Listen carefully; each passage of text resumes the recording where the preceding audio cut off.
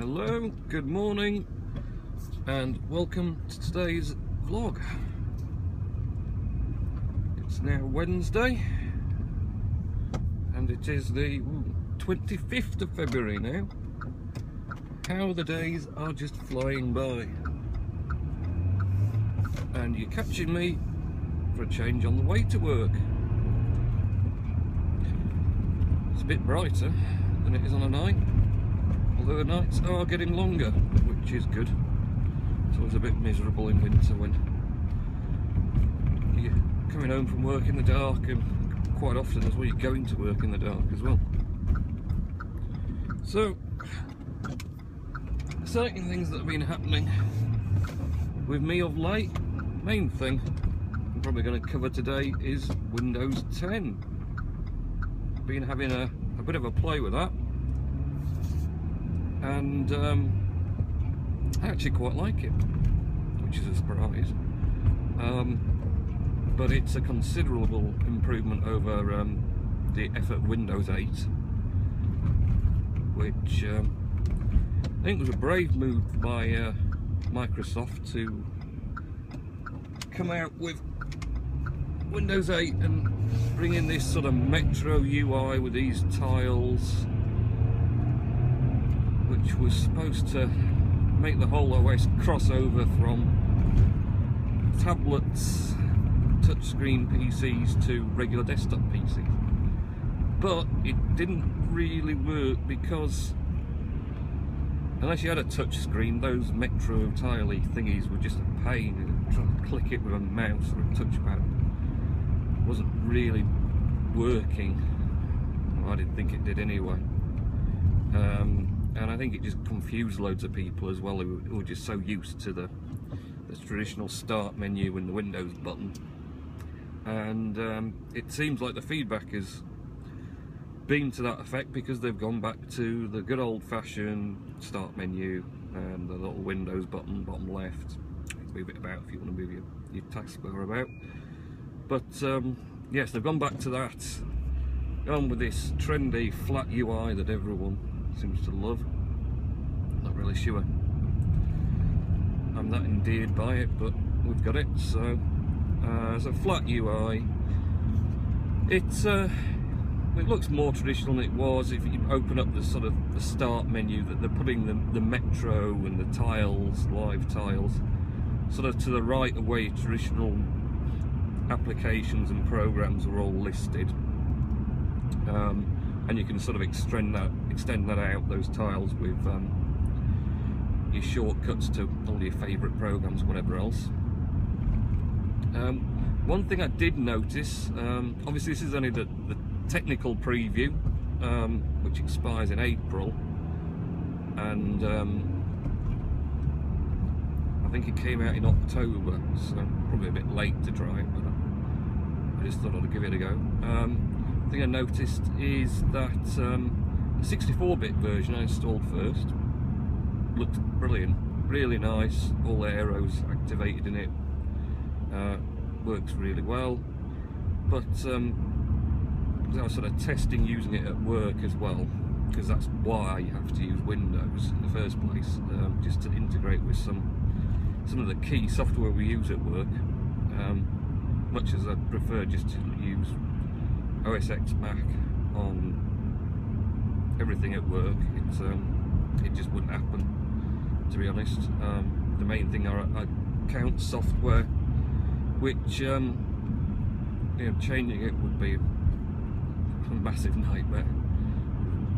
Thousands of customers' records and supplier records and products, goodness knows what else you'd have to re-enter into some new software. Not fancying that. But that software didn't work in 64-bit, just crashed on pretty much launch. It went through a first few stages of opening it and then crashed. So I thought, oh, it's probably because I went 64-bit, because I use 32-bit Windows 7 at the moment in a VM. So I thought, what I'll do, install the 32-bit version, which I've always used anyway. I mean, there's no point having 64-bit operating system if you aren't going to use more than 3 GB of RAM anyway, which I'm not going to do in a VM. no reason to. So went back to 32-bit, installed that, and it looks nasty. Oh, I don't know what's going on with the 32-bit. I don't know if they made it lightweight for lower end devices. I don't know if they just hadn't really finished that one compared to 64-bit. But oh, just from clean install, if you think just clean install both of them and not really meddling with anything, the 64-bit looked lovely, 32-bit ugly. There's no aero, so all the bars are all solid, and it got this horrible search thingy which I kept trying to get rid of, but it kept coming back. Active search thing at the bottom of the Windows bar, the taskbar thing, and oh, it was just, ew. Was not loving that at all. And to top it off as well, the account software didn't work in the 32-bit version. It crashes on launch as well. So I don't know if that's something fundamental to do with the technical preview that hasn't been sorted out, to wait to consumer preview, or if it just won't work because it's really old, and it is 2008. But it does its job, so you know, there's no point upgrading. And I think to get the equivalent now is only a subscription model, so it would be paying £100 odd a month for something that you've got and already works. It seems a bit pointless, doesn't it? So have to see. Worst case is I'll just run a very lightweight clean install of Windows 7 just to run the account software as a VM, and then run Windows 10 for everything else I have to do in Windows. It should be easy enough to do. I've been using Windows 7 and Windows 10 as two VMs on the MacBook at work, and just sliding across from them on full screen to whip between the two, and that works pretty well. Just so I can trial some things out in it and see what's happening. So yeah, Windows 10, liking that a lot. Looks good, seems to run really well. Hopefully the consumer preview will, like I say, iron out some of the problems I've got. But otherwise, it seems really solid. Yeah, I think they've done a good job. And it also it runs really smoothly on the MacBook Air as well as the Pro, which is good. I think that extra 4 GB of RAM I got with the replacement one, well, my upgraded model, seems to be running well as well. And something else that happened, the iCarbon skins arrived from America. I think that was last Thursday now, nearly a week ago. But I only just got around last night to applying the skins I got for the MacBook. What a job that is, crikey. You kind of think, oh, I just slap it on, it'll be dead easy, but it's not that easy at all. Deft use of hairdryer and repositioning and positioning and putting back and whatever else. I think I've got it pretty much as I'm happy now. Maybe not as perfect as I'd like, but it's pretty much close. Yeah, it's good for me. Anyway, good fit for me. And yeah, but it looks nice, lovely black carbon fibre with a LIG logo cut out. So yeah, really really pleased with that. All looks good now. Other things, I've been trying quite a bit of the beta releases of iOS 8. No particular reason, you know, just felt like a change. I was stuck on iOS 8.11, I think it was, because I'd jailbroken that, and you know, I was just bringing it with some tweaks and themes on. It's kind of getting a little bit buggy, if I'm honest. Battery life wasn't that great. Like fine on the 6 Plus, of course, it was getting you through the day easy enough, but you know, it wasn't what it was when when I first got the 6+ stock, so I thought, right, I'm going to go and give it a try. And although there's no jailbreak for the currently public release firmware, there is, someone's managed to come up with a patch to make an existing one work on one of the beta builds of 8.2, beta 2 specifically. So I thought, oh well, I'll have a look at that if I'm going to restore. So restored to that, and the jailbreak did work fine, and I sort of run it with the jailbreak, just a little bit of tweaks over Friday night and Saturday, but it didn't really work with my Pebble, which was a deal breaker. I wasn't getting the notifications, or not getting all the notifications coming through, so wasn't totally happy with that. So I thought, let's give the new one, because Apple did this rather unknown thing of releasing a beta of 8.3 before they'd even launched to the public 8.2. So just throw out all these OS implements.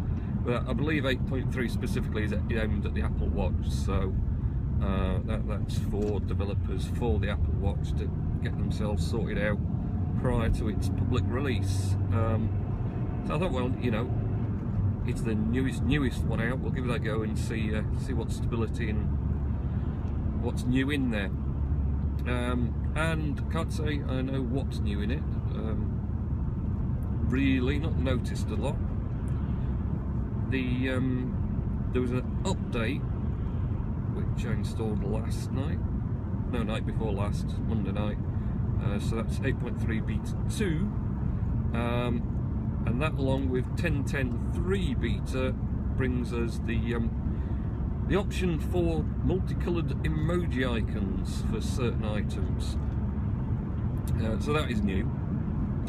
And just some emojis like the hand signals, you can press on them on the iPhone and it brings up a row of about 5 or 6 different colour variations of that emoji, and then you can just select to use that one. It does actually remembers your selection, so whatever colour you choose on iOS, it seems to know on Mac somehow. That's pretty impressive. I'm not sure how that works, but yeah, if you choose, oh, everyone's turning around because of the roadworks. Might have wanted to wait until cars stop coming this way though, mate. You can take the back roads and not go this way. There's some roadworks down here that are going to take a while. We're pretty early, so I'm just going to sit in the queue and talk to you instead. Why not? I'll still get to work on time. I don't like the back roads because they're a bit twiddly. Yeah, they're proper old stone wall roads that you can just about get a car down, and then if you meet something coming the other way, you're completely shafted. So you might save some time and you might end up in a nightmare. It's just some temporary lights down the bottom of here, so we'll just trundle along. I don't know why it's this bad. I suspect this normally happens when they go rogue and they either stick, so it's on red for us and green for the other people, and no one wants to go through the red light. So that tends to be why we get a big queue here, because the last few days they've been here and I've been straight up to them and straight through. So there you are, we're in a queue. Enjoy the view, nothing else. Anyway, so what I was talking about was yeah, the emojis, new emojis on 8.32 and also on the Mac. They're really kind of getting this idea of integrating emojis to OS X Mac, as well as within the iOS software. So so that's quite good. I've not really found too many bugs. Beta 2 fixed the bug I found with the eBay app on Beta 1, where scrolling normally in watched and also within search crashed the app occasionally, but it doesn't seem to do that in beta 2, so whatever it was fixed in that. Generally it's pretty stable. And yesterday took the 6+ off charge at about 7 AM, and I tweeted a picture about 5:30 yesterday, and it was at 90%, so used 10% in something in the region of 10 hours, 1% an hour. It's not bad going. And I think jailbroken before, I'd be on about 60% at that point, maybe even less. So but that, I mean, that's nothing to do saying with 8.3 is going to make your battery life hugely better. I think that was more some of the tweaks I'd got installed jailbroken were sucking the battery up, to be honest. But anyway, the one I miss, which was my favourite, there was a tweak called Virtual Home, and it made use of that little sort of circular gold piece of metal around the home button that detects your thumb on it, and so it activates the fingerprint scanner on, obviously on the devices that have it. That metal bar, when you put your finger over it, that tells the fingerprint scanner to start scanning.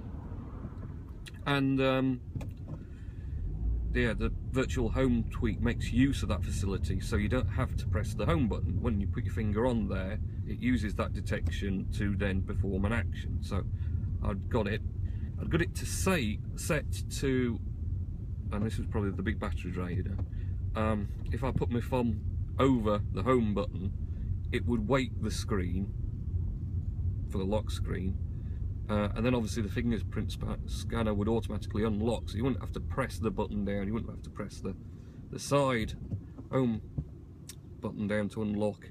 You just sort of put your finger over it and it sort of unlocked, and then the fingerprint scanner did its stuff and you went straight in, which is nice. And then when you're in an app, you could just do a quick press, well, just touch that the home button circle, and it would close the current app, back to Springboard.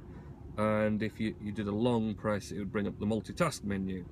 Well, not press again, it was just your finger over it, so there's no pressing of the home button at all. Really nice tweak, something Apple should think about doing, because, you know, home buttons, I bet, is one of the main things that go on iPhones and they're constantly having repairs for, because it's one of the physical buttons that you have to interact with a lot, do a lot of pressing on, so it's obviously going to fail at some point. So yeah, I missed that one, but that was probably also what was draining it a bit. I do like installing themes. You know, there's a lot of talented guys out there who change the icons and different UI style of the iPhones. It's always nice to have a look at the work and give your device a bit of a change of look. But other than those two things, I wasn't using Jailbreak a great deal. Not really got the time to meddle with it that I used to. So I thought, yeah, go back to stock. Really good battery life. We'll see what's new in these beta releases, and yeah, see what happens. So that's me with betas. I mean, I was already on the beta of OS X. I'd been since Yosemite came out, so I keep getting those updates. It just comes up in updates and installs itself. And again, Photos app, really enjoying that. I can admit it's good. Had some niggles with it. Again, it's beta release, so you can't not expect to have problems. But it didn't seem to be wanting to update the photos on my MacBook Pro. It got them all there, and I finally uploaded them all. I thought uploading them was what was stopping it, but then once it got them all uploaded, it still didn't seem to be wanting to pull the new ones down. But it turned out rebooting fixed it, because I don't tend to reboot the Macs very much, because you just sleep them and open them again, it's all ready. So but a reboot seemed to kick that all into shape. Bit of a weird thing I found. I thought we were running low on storage, and it seems the iPhoto photo library, I'd kind of presumed it was going to convert that and just use that, but I found in pictures it had got that at 48 gigabytes, and then it got its Photos app library at 60 gigabytes. So I was thinking, well, it's all going to be the same photos, you migrated it across, so why have I got that one stuck there? But the other odd thing was, it seemed to be interacting with both of them. If you looked at the changes for the files, or for that, for the library, it's just really a folder. The iPhoto library, you go into it and all the files are in there. But it was showing both were showing change pretty much at, you know, the same time, so daily, all the time. So I thought, well, why is it doing that? Why is it changing both of them? But also I couldn't see why it got the iPhoto one. Obviously at some point they'll perhaps work in that it erases the old one because you don't need it, or makes you back it up somewhere. So I just backed it up to an external drive with the Photos app closed, and then reopened it to see if it would moan or not, and it didn't. It's not noticed, so not made any difference to anything. So that's good. And actually, funny enough, that reminds me, another reason for doing a clean install of iOS, because I have used backups, and it doesn't tend to be a lot of reason why I backed up, except Photos library, and saving myself having to re-enter all the email addresses, because it's a bit of a pain. There's a lot of them. I've got about 6 or 7 to re-enter, because you've got all the different settings to put in. Not many of them self-populate all the settings, so I did a nice fresh install of iOS as well. But it was Photos library as well, was, you know, the main thing to restore from a backup, get those photos back. But of course now they're all in iCloud, so I don't need to do a backup and restore those photos because they already exist, and it does, it self-populates itself. It's quite amazing. I was watching it the other night, the Photos app, just open it and they just sort of popped up back inside it, and you go up the list and they all reappear. And obviously you can optimize for device storage, so you won't get the full quality image downloaded to the device. You'll get like a lower quality one, and then you can view the proper one from iCloud, obviously via your internet connection at any time. So so that's quite handy now. You don't really have to back up. If Apple again would get the finger out and include the mail accounts within the your iCloud settings, so if it just remembered all your mail accounts, probably for security, not the passwords, but just all the basic information, the mail.server, the smtp.server, you know, email address, and your sort of visual names that you give them. That would make life so much easier. You know, you could pretty much then get to the point, you could have a clean device, you log in with your iCloud username and password, and everything just populates to it. It's almost like having a backup, but you know, it's just filling out all that really important stuff. But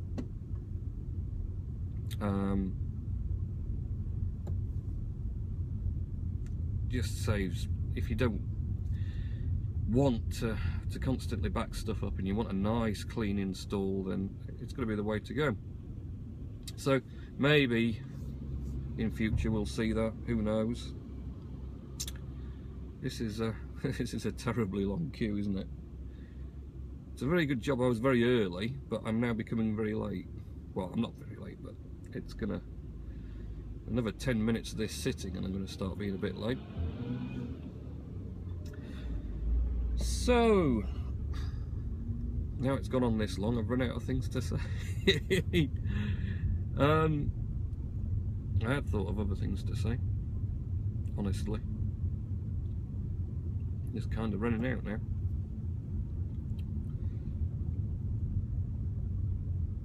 I get my brain working overtime. See if I can figure something out. I don't know. Time for a zesty drink to fire up the old brain cells.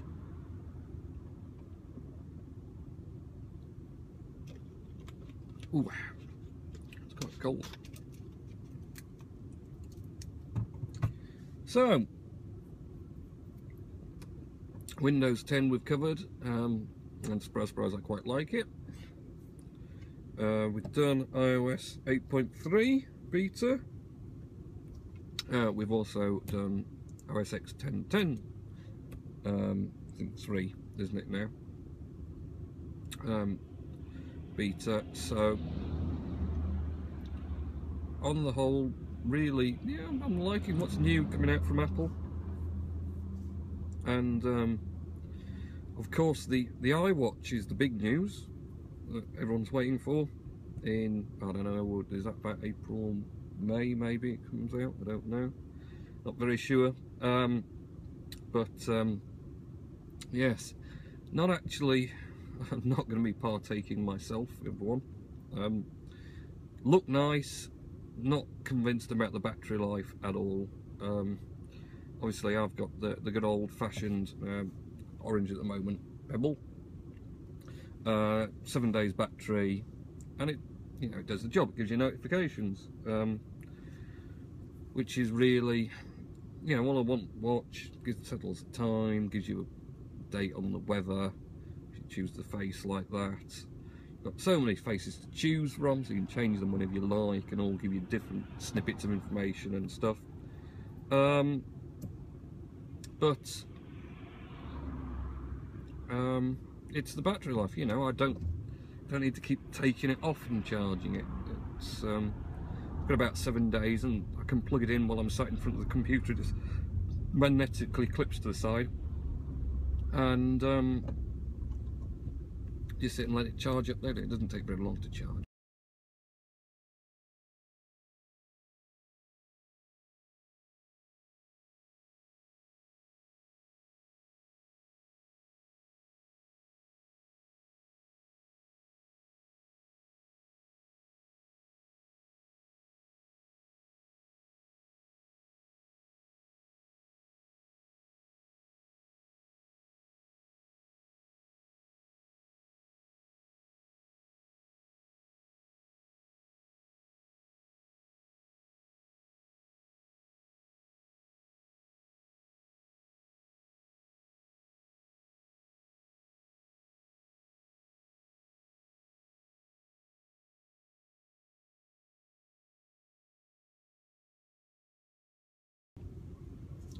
Brief interruption for a phone call there. So, train of thought completely left the station now.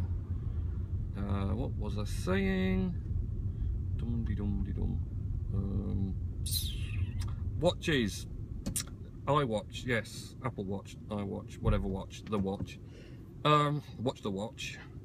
So, Apple, no, I'm just not getting it, you know. I don't really get why you'd want a phone on your wrist, or the equivalent of the phone on the wrist, you know, which is the Galaxy Gear sort of thing. And a lot of these Android watches have got touch screen, colour touch screen. You've got apps on there, you can wiggle about on your watch and do all your twiddling. Ooh. Do you really want to do that? I mean, you know, I've got a few buttons on the side of the Pebble, dismiss notification, go in and scroll through previous ones, stuff like that. You know, that's enough. I don't need to be doing stuff I can do on the phone. I've got the phone in my pocket, you know. Your watch is never going to replace your phone, I wouldn't have thought, unless you're a real big fan of very small touchscreens. Then it's never going to replace your phone, so really why have it so it's got the functionality of your phone, or nearly as much functionality. And that's also then what makes the battery so poor on all of them, because they're trying to do phone-like tasks with phone-like processors and phone-like quality touchscreens and LCDs. So I don't really get that. I'm quite happy with the Pebble. I'm going to stick with this Pebble really until it dies, and then I'll maybe get the next Pebble, which is another interesting thing. Pebble launched their new version, obviously with all the competition heading away. They've gone for a newer version, and it's going to have a colour screen, but still this sort of e-ink paper screen, so it's still going to get the 7 days battery life, but you're going to have a colour screen, slightly new shape and design, so a bit thinner. But the interesting thing is that they went back to Kickstarter. So obviously they started out, the Pebble Watch guys, on Kickstarter, and got everything funded, and have been tremendously successful really, as a start-up in a very crowded market as it is now. So yeah, they launched the new version back on Kickstarter again. Interesting. Yeah, what they said is, all right, we're successful now, but we haven't got the funding behind us to do the proper sort of R&D work on getting to market this new version, getting everything tooled up to manufacture it and whatever else. So we want to get some money behind us. They only, well, I say they only wanted $500,000. It's still a lot of money, but that was their aim. And apparently they beat all Kickstarter records, and got $1 million in backing funding within 34 minutes. It's a lot of money pledged in 34 minutes. And I think, I mean, I've not looked today. Last night I had a look, and it was like 4.5 million they'd got in funding. So that's all people pre-ordering the new Pebble watch at a reduced price, or, you know, multiples of it at a reduced price. So I imagine there was packages for like 5, 10, 15 and 30 Pebble watches. So I think the 30 was 10 of each colour, because they're doing 3 colour variations. So I imagine where you're getting people buying the 30, that they're wanting to get the reduced price and then resell it, because they'll get it straight away from launch. And then resell it and make a bit of a tidy profit on it. So that's part of it. But yes, it's just an incredible amount of money they've got in a very short time. Obviously, it's a popular product. I mean, sort of some people say it's a bit ugly, and you know, it's not got the functionality you expect. It appears that, as I said, the red light.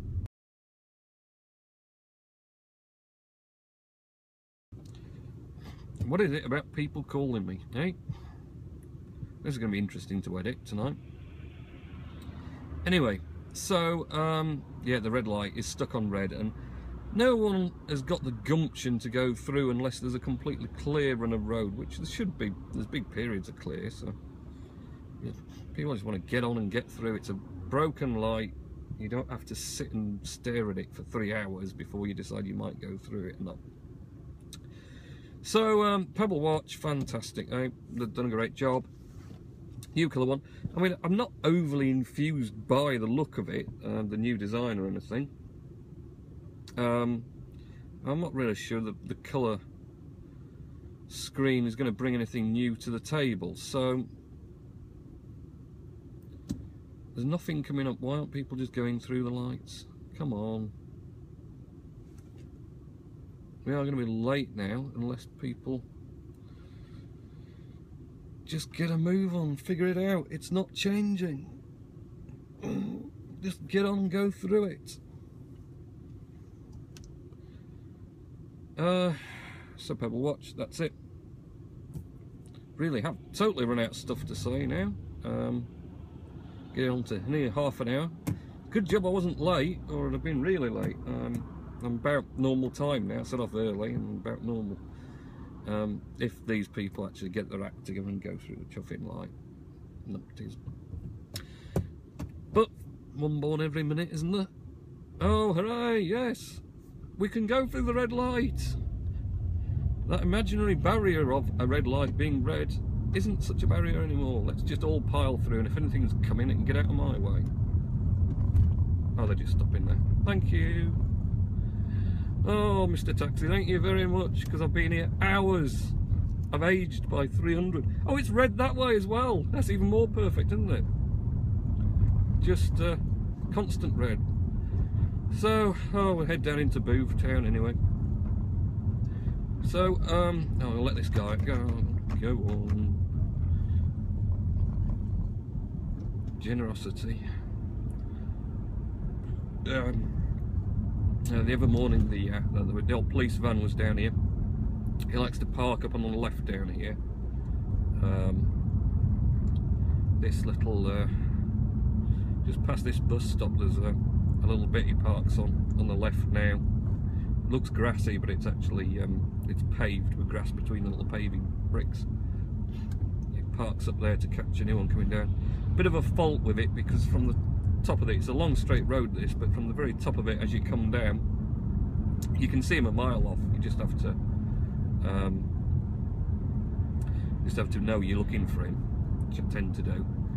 But it's a 30 zone down here, and it's rightfully so. There's schools on the right there, there's lots of pedestrians, so you want to be doing 30 down here.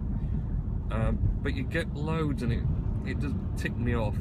You come through that Booth Town, admittedly we've done it at about point something of a mile per hour, because we've been in a queue. But no, you come along that, and it's a 50 zone, then a 40, then it gets to a 30 where it goes straight. And what you get, obviously, is